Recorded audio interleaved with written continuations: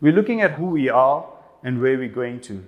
And the challenges we face is that in order to know where you're going to, you've got to know who you are. And something very interesting, the challenges you face on the outside, what brought you to this clinic, is fundamentally because at some level we don't know who we are. As you suggested, we all wear various caps, various facades, various labels, various identities that determine who we are. And if you really, really look at them, and we don't like looking at those identities and facades because it gets us through the day. And if we look at them, we feel it'll take us into a negative space, and we don't want to do that, right? And generally how we define ourselves, how we label ourselves, is what we put forth into the world, what we determine how the world will look at us. And the world, at some level, is happy to accept us at a superficial level, the kind of, you do a transaction, no one's really interested in the part on the inside of you, okay? We just project what we say, we articulate, we kind of physically look okay, but you know that we're facing this war on the inside that probably brought you to this clinic. There's not just a war, there's a storm going on. And just beyond that, there are literally people fighting with each other. And it's your good guy with your bad guy, your right guy with the wrong guy, hopefully it's not your mother-in-law with your father. But you get the drift. It's all these various characters, all these various traits. Should I or shouldn't I? Last week we had this passionate discussion about why people do what they do, because it's to the negative of ourselves. Is at some point, yes, they may have said, I shouldn't do it, but at some point it gets the better of them. In fact, it reminds me of a scene from Wolf of Wall Street. Yeah, Wolf of Wall Street. I was going to say Werewolf of Wall Street, but Wolf of Wall Street, right? Where Leonardo DiCaprio, right? He's being very innocent at this point. He meets a beautiful girl, but he makes it about business possibly, and he goes out on a coffee date, and she invites him upstairs. He goes upstairs, and he's being very civil, and he says, 1 cup of coffee, and then I'm done. And he even gets, back in the day, a pager message that his wife Teresa is calling, right? And she flashes up onto the pager, and he says, just 1 drink, I'm out of here, right? And lo and behold, what does the woman do? She walks out with her high heels on, and I can't remember anything else that she wore, all right? And that was it. Regardless of him having all these logic and rationality that he was going to play the game the right way, he became a wolf in a moment, right? And he was gone. And you ask me, why did he do what he did? No man on the earth has the answer to that. Okay? If he did, he probably won't even tell you, right? Okay? He's just gone. He's, right? And it was like everyone knows it's a lost case, right? You're doomed. So, yes, we are driven by all these various forces that push us in one direction or the other. And it may not be to your betterment, and definitely sometimes to other people's detriment, all right? Now, what is concerning is that most of us at one level have no clue who we are. And at another level, most people, we have no clue where we're going to. All right? And that's what we then just go with this little we have, not sure who we truly are, and then we wonder why we get ourselves into trouble. And the reason is we probably get into our struggle, into trouble or have problems in our lives. We completely haven't identified who we are. We take that facade, we take that cap, and you realize at that level of the game, no one's interested in that cap, that facade, that front you put on. Okay? And the amazing thing about this, you and I, over the years, have hold onto a front or a facade, and we think this is who we are. We carry that with us. And where does those fronts and facades come from? It comes from the society out there. It comes from the world out there. Yes, there's some inherent traits within you that stand strong, but if you get told you are South African, most of us in the room will stand up and say, yes, I'm South African. If you think you're American and the American football team is playing versus the Russian football team, you inherently will stand up in joy when the Americans score a goal against the Russians. Okay? You may see a country that you don't like, and you will feel, because you enjoy the country you're in, you will have a vested interest and agenda to the country you're in. All right? Beyond that, now I want to look at various factors that how we actually figure out who we are. And There's various ways to break it down, but I thought this was the most simplest way. One thing we all do, and society does, is we establish an identity and a label at a physical level. Now, South Africa is famous for possibly having done it at a racial level, but beyond that, let's we throw that out of the window. Not all of us feel tall enough, isn't it?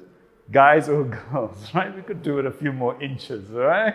Okay, or well, some of us may be wanting to be a bit shorter. Some of us want we could have done with a different nose, right? And rather than having to pay for plastic surgery, right? And all these things, you think like, gee whiz, these are the physical labels you and I carry, okay? How we look, what color our hair is, our length of our hair, all these things determine us at a physical level.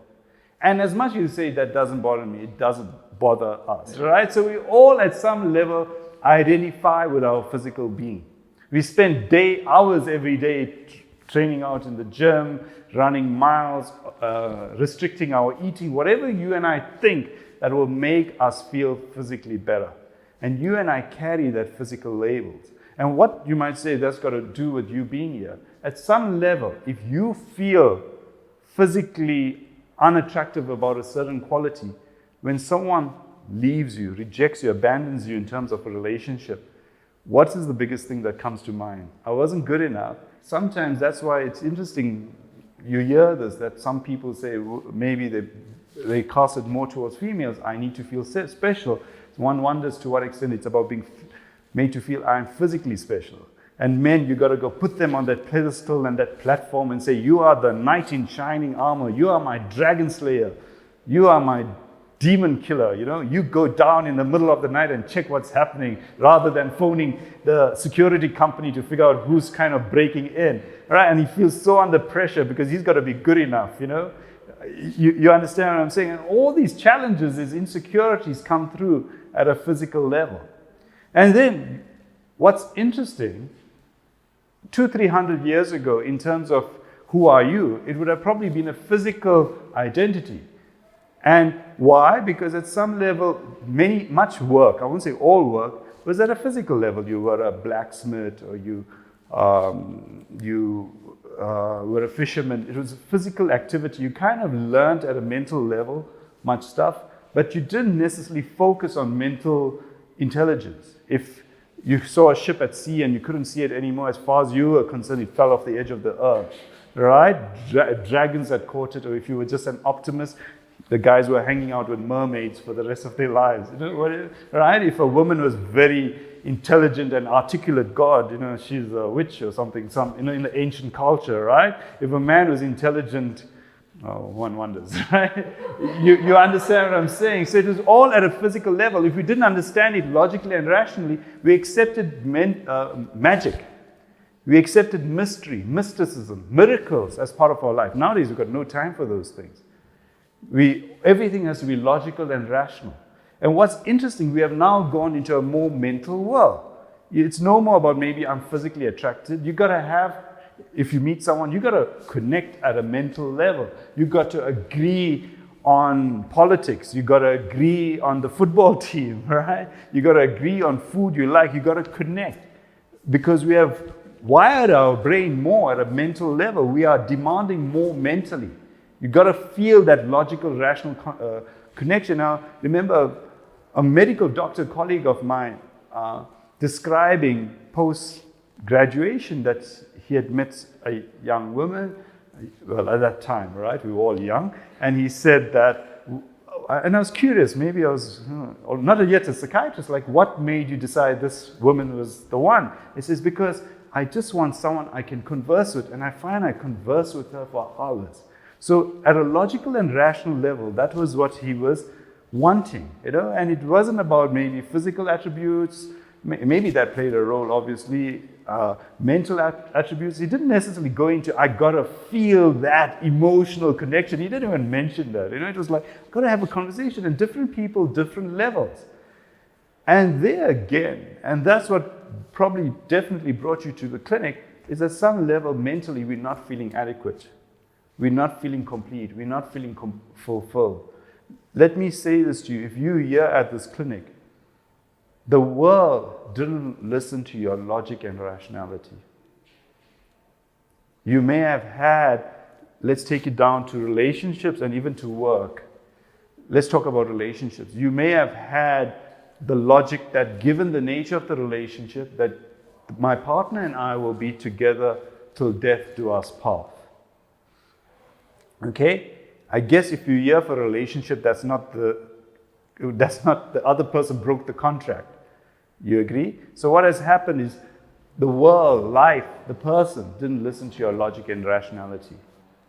They didn't, beyond your logic and rationality, you had a story. They didn't bother about your story. In fact, you had a movie playing out in your mind as to how you wanted your life to be.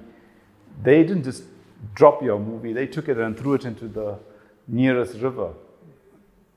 Right? So what you and I need to do, and again, it might be seen that I'm offering a solution, you and I need to listen to life, the world, at its deeper level. Because it wasn't, for whatever reason, at this moment in your life, interested in your logic, your rationality and story. And this is very important as well, I'll add, is that recognize it's not a negative. This is tough because we all fight for our stories. And I'm not just saying it. People go to war for their stories. Okay? I was reading something about Nazism this morning. And they said that one of the things that Hitler prescribed was human race superiority, that he believed that Nazis were superior people, the Aryan race. In fact, he got the term Aryan from the East. Okay? He even drew what they call the swastika. He even got that from the East. He just put it on at an angle. All right? And he developed this belief system that I find fascinating as a psychiatrist, that generally Germany we associate with, at that point, was noted for its engineering conquest at an intellectual level. People bought into that belief system. And as much as you bought into it, it destroyed them. The world, at some point, given the nature of the war, didn't listen to the logic of that superiority. Didn't believe in this, that they are the chosen race. What had happened is, at a greatest level, and the story is that Hitler took his life. It didn't matter how powerful he was, and they were the most powerful nation in terms of military-wise at the time. It blew up in their faces. And as much as you're thinking, geez, it happened to them, at some point for us, in our individual capacity, life blew up on us, and we're in this space. And we're not too sure what we are. So what this demands is, even at a mental level, the titles, the caps, the labels we put on ourselves, we have to let go of. Because along the lines of that, let's again look at relationship. What title got impacted or what got destroyed is the fact that you may have seen yourself as a wife. You may have seen yourself as a husband. You may have seen yourself as a sibling. And at some level, the relationship got destroyed. Another way, I came out of a meeting and one person got told off at the meeting. And I know as a psychiatrist how that person might have felt, because at some level his intelligence was challenged. His thinking was challenged. His belief systems were challenged. You spoke about work pressure. Something very interesting about work. What is the most basic principle? I won't use the word principle. Let's say, in terms of approaching working for an organization with a boss, what's the most basic understanding that you need to have regarding your relationship with your boss? How do you facilitate a relationship with someone who's far more senior to you in position? The challenge is, this is what you've got to do. You have to agree on how they see the world. But I know the counter is, wait a minute, they may see the world in a distorted way. They may argue you've got to be corrupt. If you wish to work for that organization, that's where they are. No one said that because you came with your morals, principles, and ethics that the organization accepts it. And you may say, wait a minute, that's not the case. Well, if you work for what we call a sin industry, if you work for the tobacco industry, you've got to get people introduced to cigarettes as young as possible and hope they smoke 40, 50, 60 cigarettes a day. All right? Well, your principles, values may not be in keeping with that, but that's the harsh reality. If you work for the alcohol industry, this lockdown where they stamped down on the sale of alcohol was not a good thing for you. As much as you may say it was for the greater good of hospital casualties, which literally saw a drop down in numbers of murders and attacks on people, literally, because alcohol is a good catalyst for committing negative acts. So what's fascinating, if you work in an alcohol industry, sin industry, a different logic and rationality that may prevail in the industry. And in order to sustain yourself, you have to buy into that. It's a different talk altogether, though, is where you chase your morals, your principles, your ethics, your values, independent of an organization. And also, something I find is most of us go into some established organization, I use the word established, and endeavor to change that organization. You are not hiding to nothing. Why would that organization not change? If they've been rewarded for the last 5, 10, 20 years, they're not going to change. In fact, it takes us down to other significant people in your life. If their behavior has been rewarded, appreciated, acknowledged, they are not going to change. Why will they not change? Because it gives them what they want. If they're looking for appreciation, being put on a pedestal, being acknowledged and awarded, they're not going to necessarily change their behavior. They become comfortable with that comfort zone. And when you come along demanding of them, they don't feel the need to shift. And we are, in this day and age, a mixture of the physical and mental labels. This is who we generally see ourselves. When someone asks you, how are you, what do you do? We usually give which title first? Our job title. And then maybe if we feel that we can build a relationship with someone, even at a workplace, we will share with them, I'm married, I have 3 kids, they go to these schools. So we then share a little bit more. But it's all at a physical and a mental level. But I'm going to pursue this further. You are not just physical and mental beings. You are also an emotional being. You have feelings. You have hurt. You have sorrow. And these are things we generally accumulated since we're young. I'm going to ask you this. Some of us work in corporates. Are you expected to come there on the first day of work and express your vulnerabilities, your insecurities, and your challenges? No, because the organization is not built for that.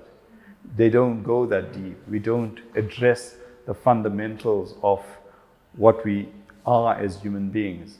The organization is built for a financial bottom line, not to make sure you are fulfilled and achieve your purpose.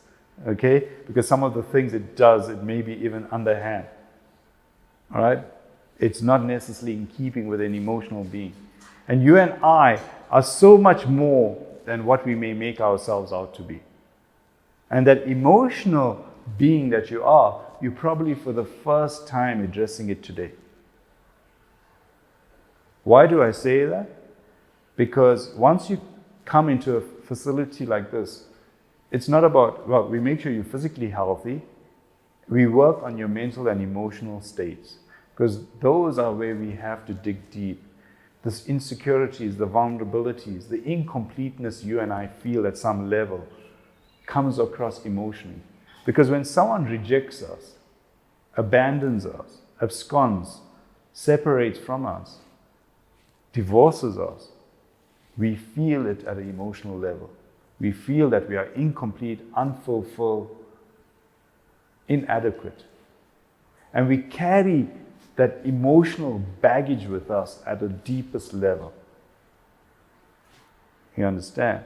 And what that does is that comes to the fore when we meet people close to us at an emotional level and they engage with us and we disagree with them at some level. Be it, even if they ignore us at a physical level, at a mental level, that emotional vulnerability is brought to the fore. And it can manifest in different ways. I'm not good enough, I'm not worthy enough, I'm not completely capable of being loved. And literally on my drive here, I was wondering about that. Where do we carry that from? And the whole thing is, and I'm going to make it about us today, right? Some of us have children, okay? I have kids. Do we manifest absolute infinite love towards our children? I'd like to, but I'm here at the moment. I had to rush from home this morning. I'll probably see them at 7, I'll be exhausted, right? They probably see this guy who comes sometimes. I'm there every day, right? But he's exhausted, like, oh, right? You got this look on your face. Is that the absolute manifestation of paternal fatherly love? Right? On weekends, give me a break. I want to sit and do nothing, right? There's something interesting. I had to come in on a Sunday morning, and I was driving out. The wife says, "Oh, the kids want to go wall climbing." You get these places where they wall climb, right? It's like, my God, I'm so tired, and I was a wall climb, right? And then when you get home, they still want to wall climb. No, they're tired. It was a relief to me, sadly, right?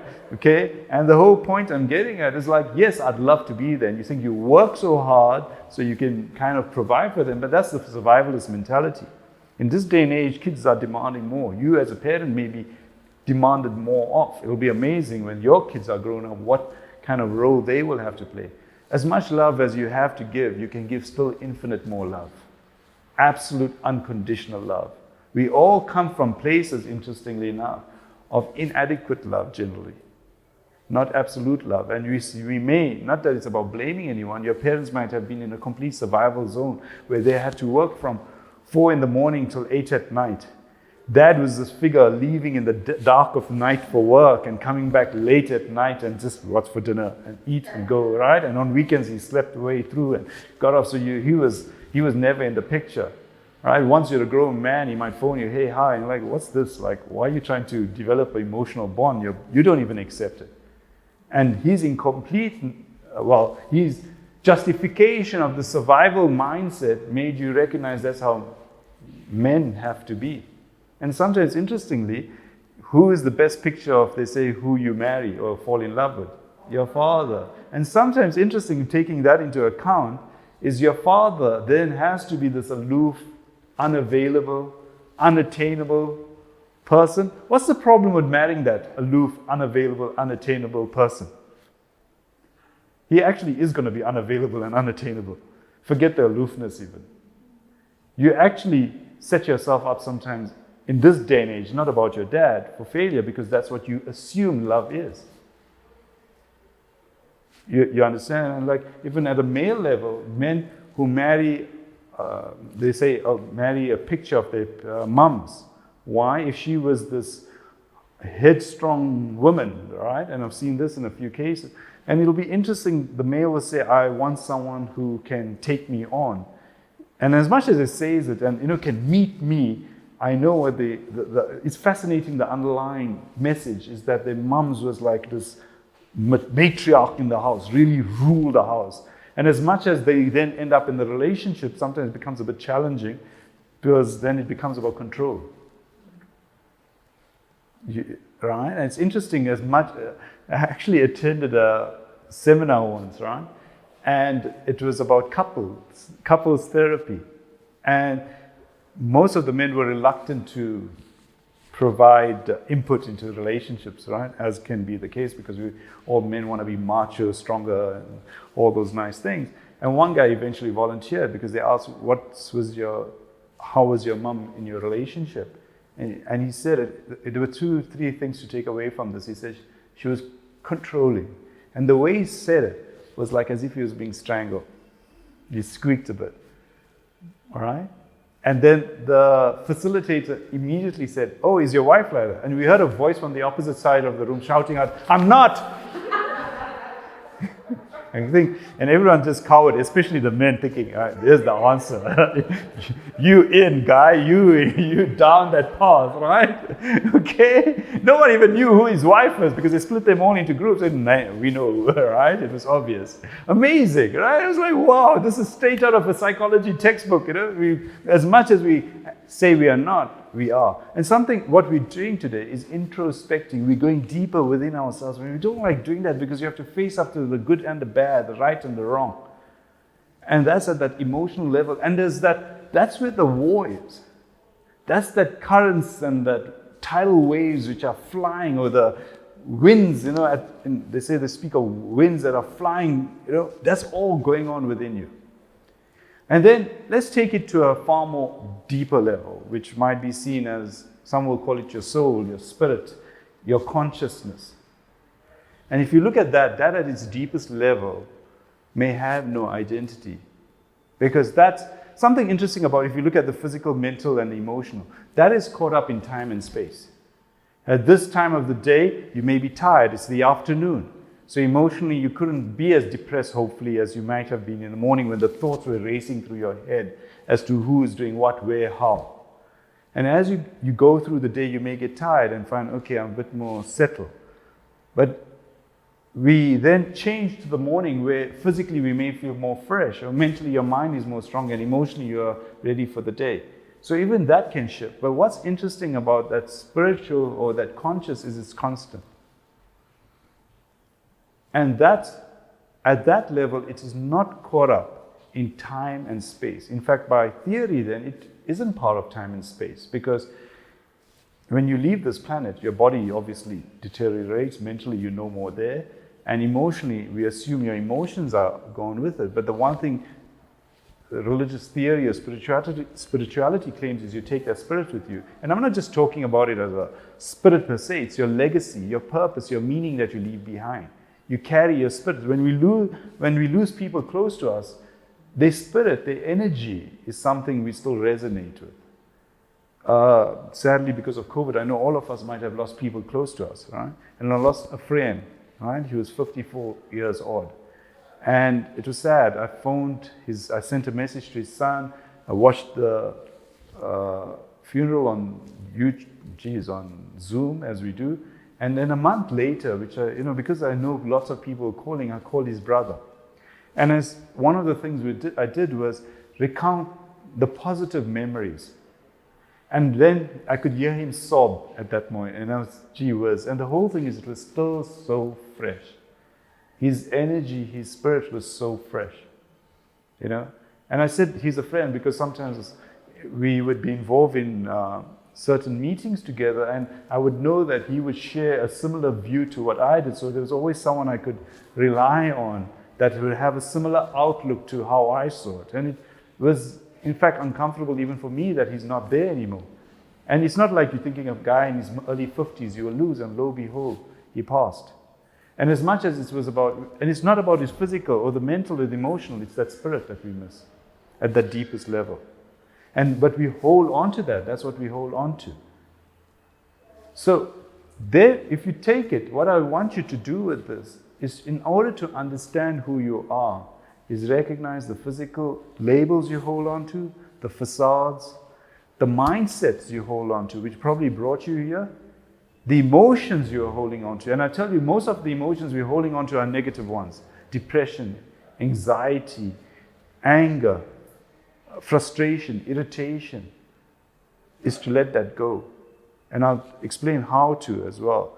And then recognize the essence of what you are. So what you and I were doing that got us here, the various identities, labels, facades, caps that you put on were not being addressed by the world out there and the people that you put value on.